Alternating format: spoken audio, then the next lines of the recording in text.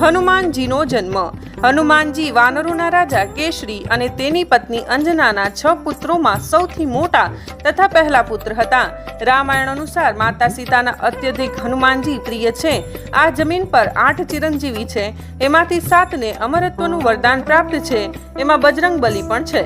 હનુમાનજીના પરાક્રમની અસંખ્ય ગાથાઓ પ્રચલિત છે. જ્યોતિષીઓની સટીક ગણના અનુસાર કહી શકાય કે હનુમાનજીનો જન્મ 85,58,112 વર્ષ પહેલા ત્રેતાયુગના અંતિમ ચરણમાં ચૈત્ર સુદ પૂનમના મંગળવારના દિવસે ચિત્રા નક્ષત્ર અને મેષ રાશિના લગ્નના યોગમાં સવારે 6 કલાક અને 3 મિનિટે ભારત દેશમાં આજના હરિયાણા રાજ્યના કૈથલ જિલ્લામાં થયો હતો. જે સ્થાનને પહેલા કપિસ્થળ કહેવામાં આવતું હતું. હનુમાનજીને બજરંગબલીના રૂપમાં ઓળખાય છે, કારણ કે એમનું શરીર એક વજ્રની ભાંતિ કામ કરતું હતું. હનુમાનજીને મારુતિ નંદન કહે છે.